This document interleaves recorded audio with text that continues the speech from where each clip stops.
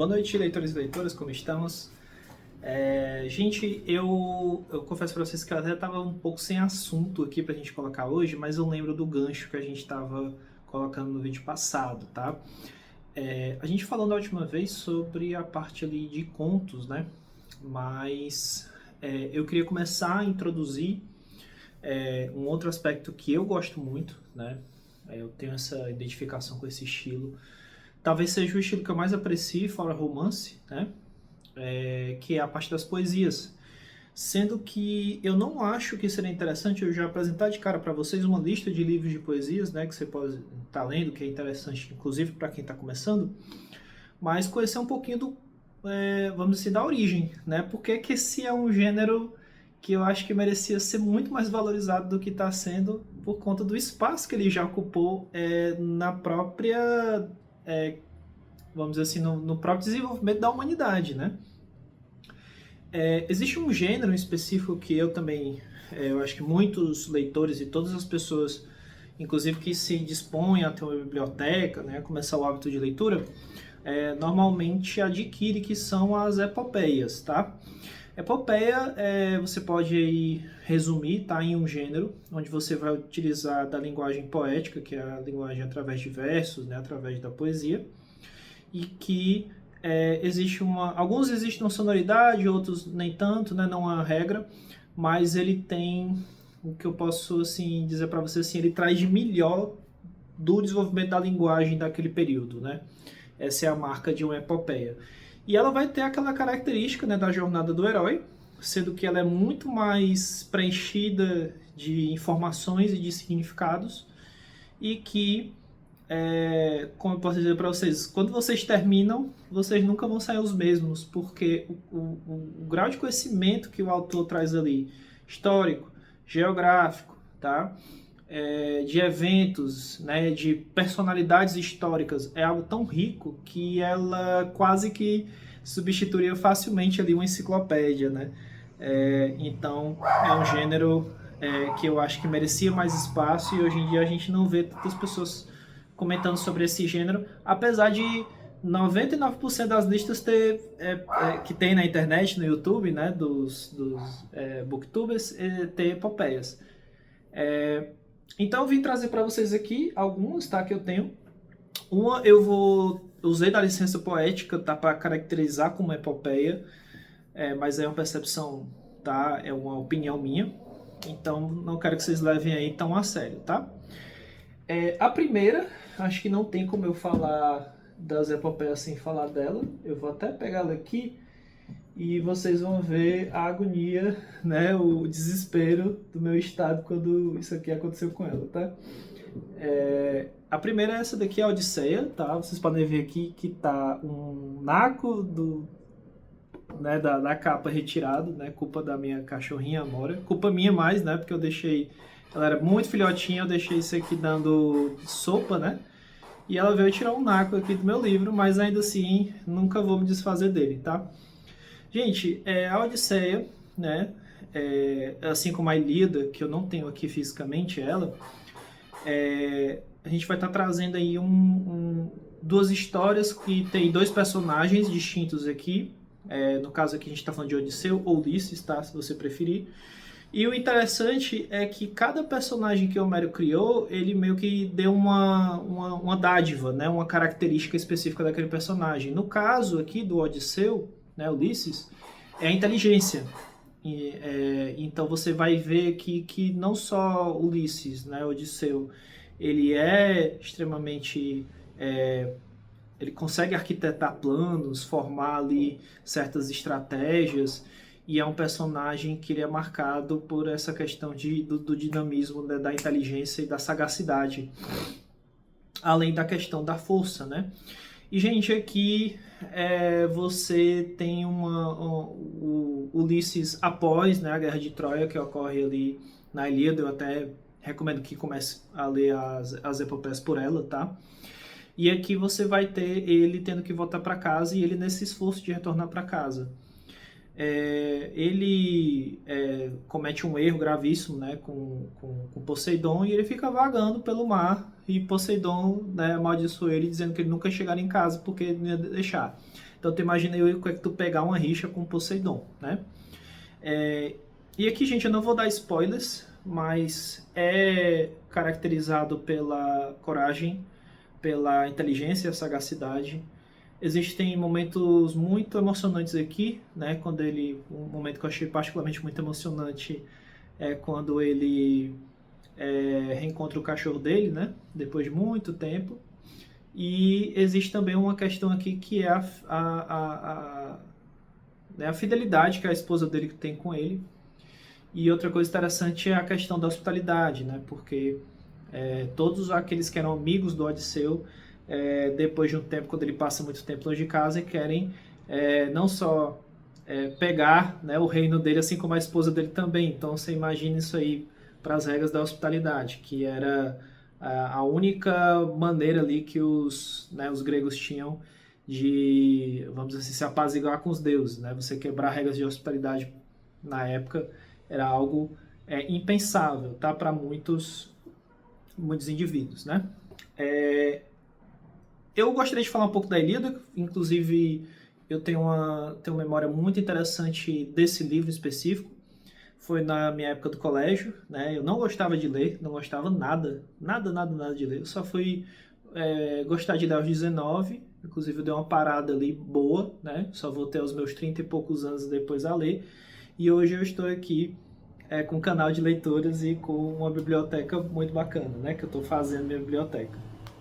Mas assim, o que eu posso dizer para vocês? O estilo narrativo também que lembra muito a Odisseia, só que é um pouco mais, vamos dizer assim, característico nas cenas de ação, principalmente.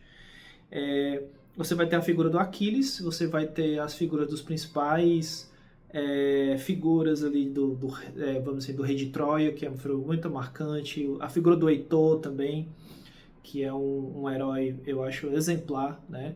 Que ele tem aquela famosa frase, né, que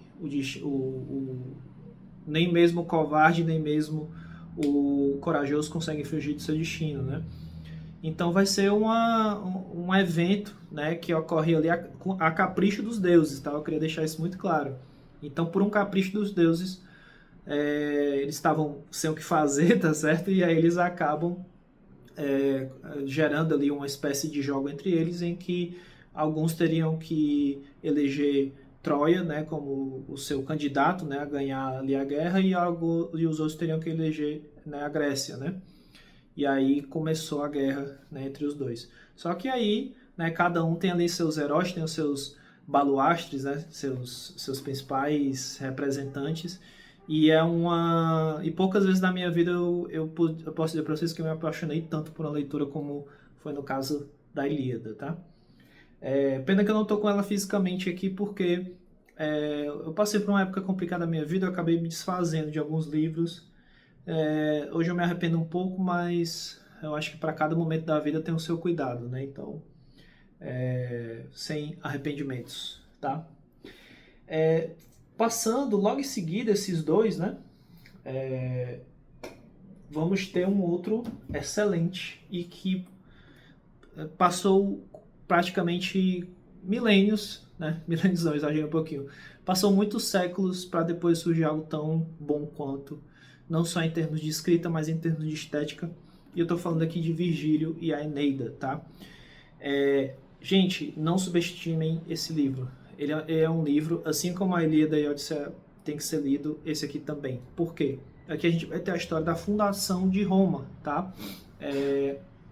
A fusão, né, entre os povos itálicos, né, e os povos latinos.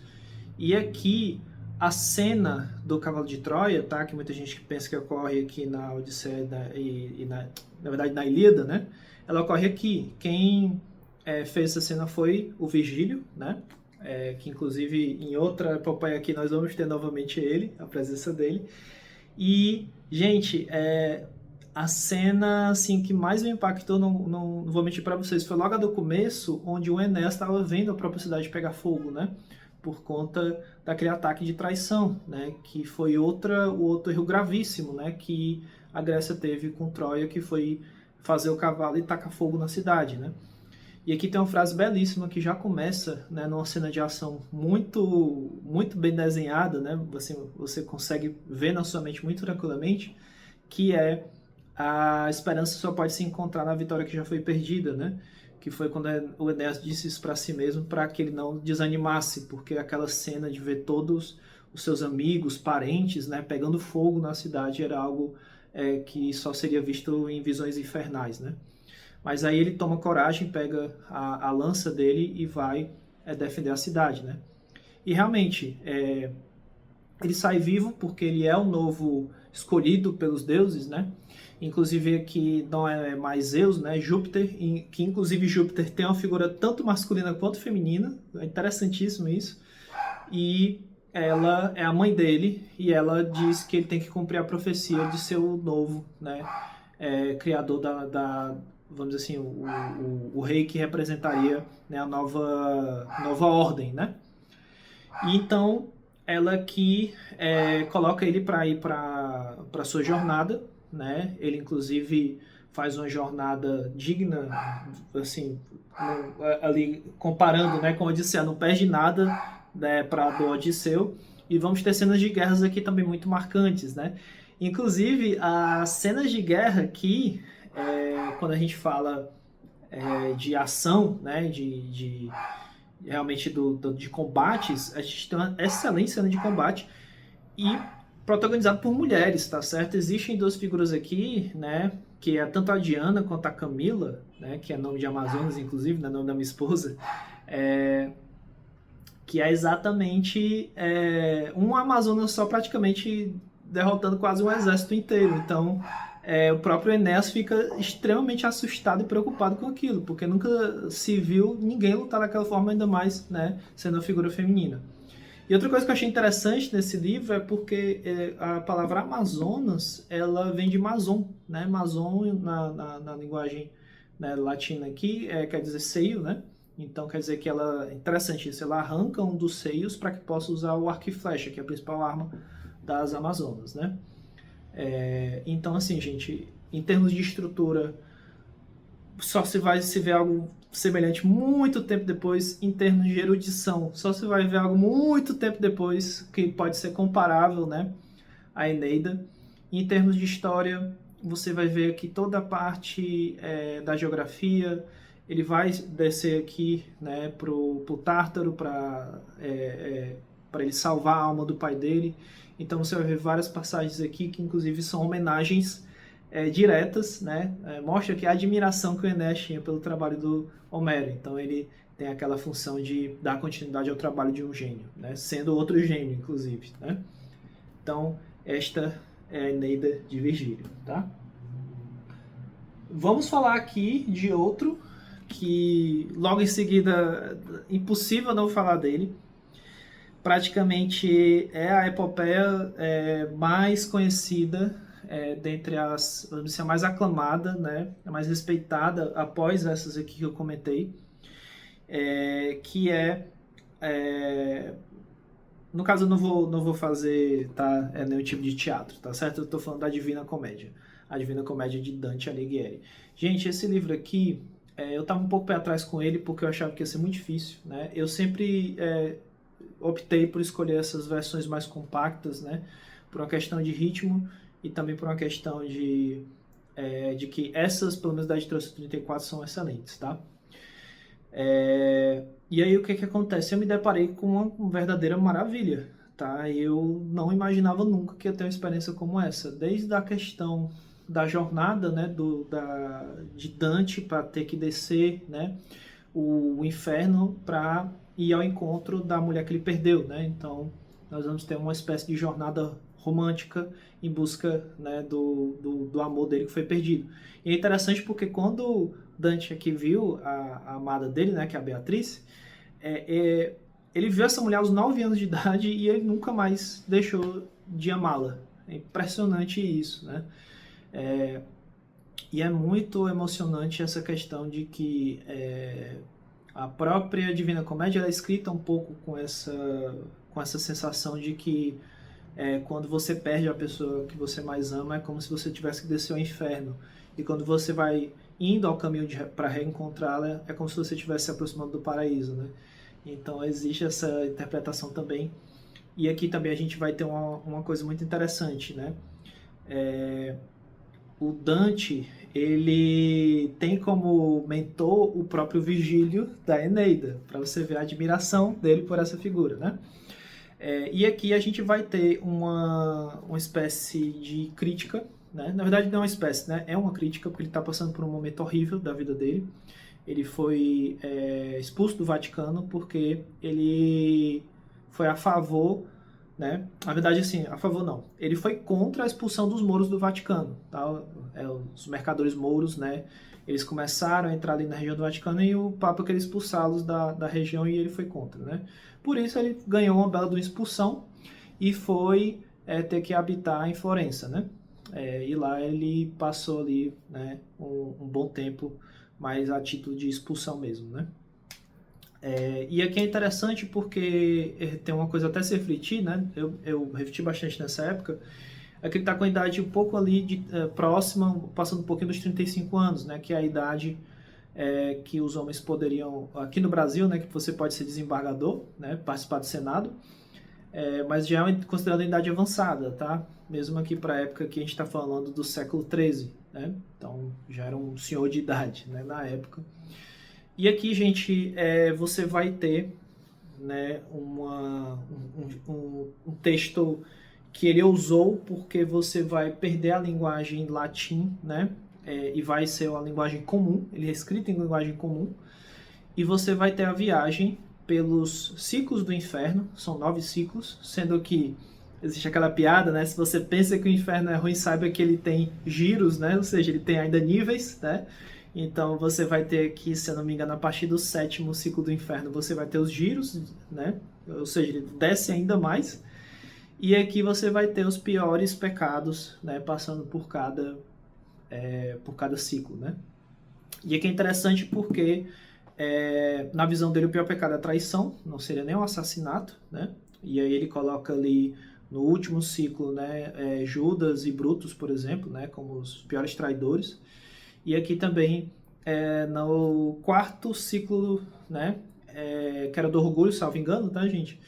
Você vai ter uma porta, né, desse local totalmente escancarada, que ele explica que foi a porta que Jesus usou quando ele, né, no caso, quando ele né, foi morto pelos homens, né, ele foi para o inferno para resgatar a alma de Adão, que já estava há quase 5.000 anos lá no inferno, ele já tinha pagado vamos dizer assim, o que ele deveria cumprir lá dentro, né?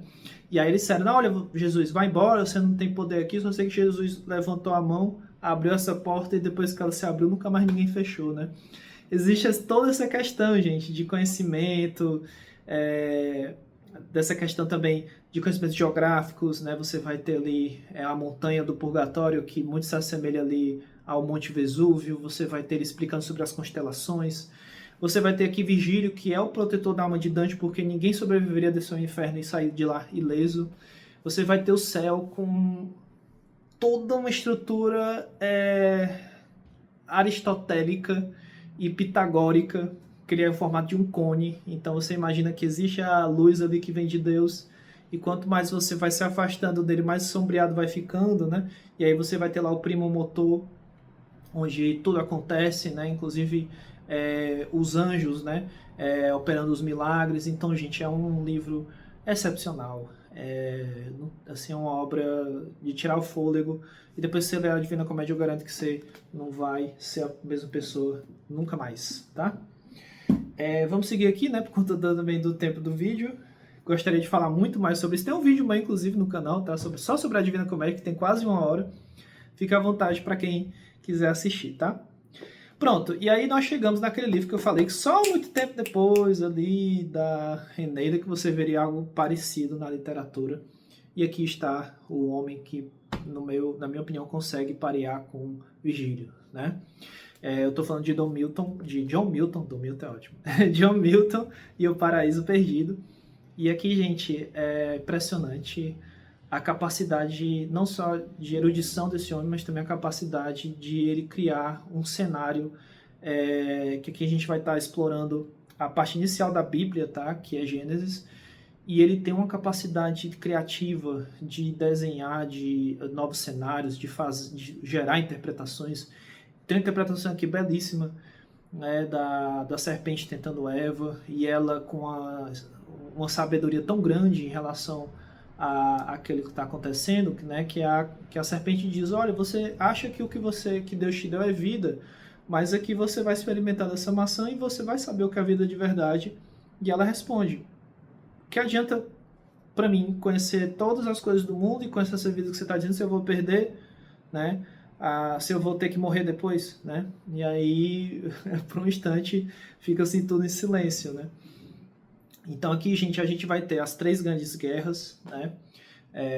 Que da expulsão dos anjos, né? A guerra também na tentativa de reconquistar pelo menos uma parte do céu, né? E uma terceira guerra que existe, né, que inclusive, tá, gente, já vou dar um pequeno spoiler, porque assim, John Milton, apesar de ele ser muito, se basear nas estruturas católicas, ele é um pouco herético em relação a algumas coisas, tá certo? Então vocês têm que ter um pouquinho de paciência com ele nesse sentido.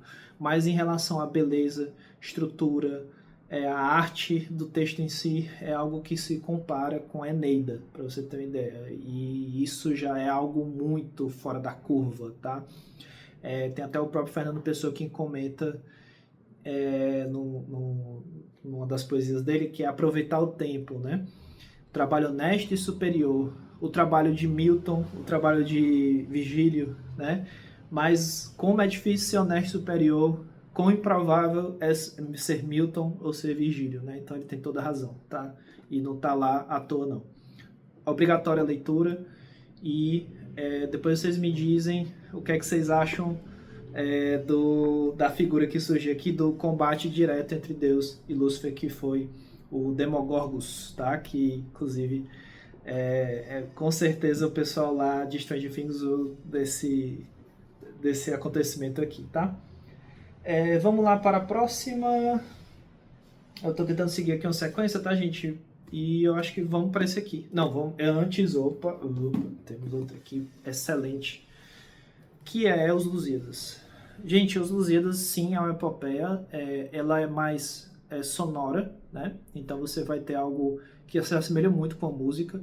E você vai ter como personagem principal Luís de Camões enfrentando não só os principais rivais aqui, né, os principais inimigos, né, das frotas portuguesas, como também vamos ter aí um combate direto com os mouros também. E ali ele vai enfrentar criaturas, vai enfrentar divindades, vai resgatar uma princesa e vai encerrar essa obra aqui com o descobrimento do Brasil. Então, aqui eu acho que é uma obra que é pouco comentada, assim, é de uma beleza. Eu li isso aqui rindo de felicidade, de tão belo que é. E você vai ter também toda a questão da guerra que estava acontecendo, né, do confronto, vamos dizer assim, das capitanias hereditárias, de uma série de acontecimentos importantíssimos da nossa história e na história dos portugueses. Então, eu também sou descendente português. Para mim é obrigatório você conhecer isso aqui. E eu não entendo porque que Os Lusíadas é tão pouco falado, meu Deus do céu, que é uma obra sensacional. E essa versão aqui da Nova Fronteira, gente, é um negócio maravilhoso, né? Você tem exatamente no formato que eu gosto, né? Que é esse formato mais pocket. E você vai ter aqui todo o texto bem colocado, utilização de imagens, só que são aquelas imagens como se fosse imagem de época. Eu estou até tentando encontrar um aqui, mas, gente, foi um trabalho sensacional, né?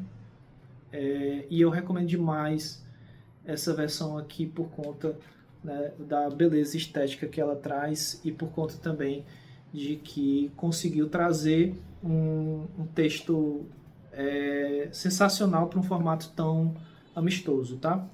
Então, fica aqui minha citação também para Os Lusíadas. O próximo, a gente vai estar falando de uma epopeia mais moderna, escrita por um gênio também, que foi Fausto, né, de Goethe. Muitas pessoas falam dele, mas não falam tanto assim do peso dele.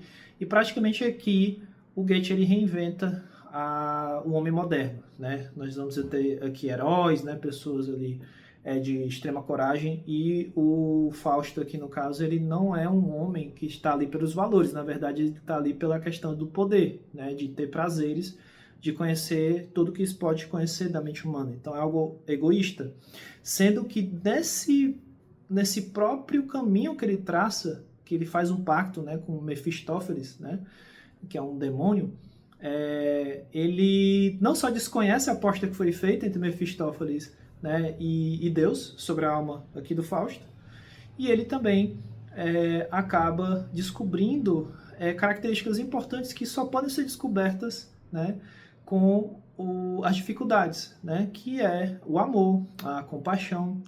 Ele descobre também aqui a sabedoria, né? E, assim, o que é interessante nesse texto? Ele tem uma linguagem um pouco difícil, tá? Não no começo. O começo é mais tranquilo, porque é uma obra que participou da vida inteira do Goethe, né? Então, ele começou isso aqui aos 22 anos e foi terminar para os 80, 82. Então, a primeira parte, ela tem uma cisma, né? Tem uma divisão que você praticamente não reconhece mais o autor na primeira parte e na segunda, porque ele começa a primeira de uma maneira muito concisa, muito interessante, muito bem estruturada, lisa, vamos assim dizer, e na segunda parte ele coloca cultura egípcia, cultura grega, chaves, né, como se fosse de chaves que existiam ali, inclusive envolvendo até certos conhecimentos que era só de certas ordens, né, mais escondidas aí do mundo, né? E assim, fica um texto soberbo, né, em relação a conhecimento. É uma virada de chave que ele dá na parte 2 que você praticamente nem reconhece mais. Mas vale a pena para que você tenha esse confronto de todos esses conhecimentos que você adquiriu aqui com esses outros, e você também vai ter uma mensagem muito bonita no final, que eu não vou dar spoilers, mas eu achei uma curiosidade, então, né? Eu achei mais interessante a pergunta que Mefistófeles faz para Deus do que a coisa que acontece em si, tá? Então, fica aqui a minha menção Fausto de Goethe. E a última, para encerrar aqui o nosso vídeo, que é uma coisa um livro que eu estou colocando, mas uma licença poética minha, tá? Ou seja, é minha opinião. O Grande Sertão de Veredas como sendo a nossa epopeia, tá certo? Então, é nítido aqui para mim que o Guimarães Rosa, ele buscou inspiração em todos esses estilos aqui que você está vendo. Inclusive, ele usou de uma epopeia que eu não tenho aqui, mas já li, né? E eu tenho em formato digital, que é o Na dos Nibelungos, né? Que seria uma epopeia nórdica. E aqui você vai ter exatamente o Grande Sertão de Veredas também trazendo elementos de diversos tipos de conhecimento, de diversos tipos de cultura, inclusive a figura aqui do Diadorim, lembrando muito a figura ali de alguns tipos de guerreiros, né, que eu não vou citar aqui para não dar spoiler, para quem ainda não leu, tô me segurando aí para não dar spoiler, tá? Então, o que é interessante? Aqui ele usa de uma linguagem própria. Eu considero, apesar de todos os textos aqui sendo narrativo, a Grande Sertão de Veredas quase como um poema em prosa, quase, tá? Por isso que eu acho interessante considerar ele sim como epopeia. Faço esse apelo aqui, né, no vídeo. E outra questão é que você vai ter sim, né, todo o conhecimento das regiões em que o Rio Baldo passa, você vai ter todo um conhecimento também de expressões que mesclam da nossa língua com outras línguas, né, pela questão do neologismo, né, que o Guimarães Rosa usa bastante aqui. E você vai ter um dos finais mais destruidores, né, e mais belos da literatura. Não vou colocar aqui, mas eu já adianto para vocês que foi o único livro que eu li aqui, único não, né, teve alguns outros, mas esse aqui foi o que mais me deixou um vazio no final que eu li, mas não um vazio negativo, um vazio reflexivo, um vazio de eu ter me perguntado assim, meu Deus, aonde essa vida vai dar, né? Será que tudo termina dessa forma, vamos assim dizer, né? Foi essa minha reflexão. E Gente, eu não vou me delongar mais, o vídeo já vai fazer 30 minutos. Dá pra perceber que eu sou assim, um aficionado, né, por epopeias, mas eu quero indicar essas para vocês, que vocês não tenham medo, não precisa se preocupar com é um livro volumoso, é um tema complexo e nada disso. A epopeia, por ela utilizar da poesia, ela consegue te capturar muito fácil, tá? E eu tenho certeza que as dificuldades que vocês vão encontrar, vocês vão passar assim de uma maneira muito tranquila, porque você, quando menos esperar, já está envolvido até o pescoço em todas essas leituras aqui, tá certo? Desejei um ótimo final de domingo para vocês, agradeço terem ficado aqui comigo até esse momento do vídeo, e eu desejo para vocês aí uma excelente semana a todos, e nos vemos aí, tá? Entre as 7 da manhã e as 7 da noite. Eu vou tentar religiosamente cumprir esse horário, eu digo para vocês, tá bom? Obrigado a todos.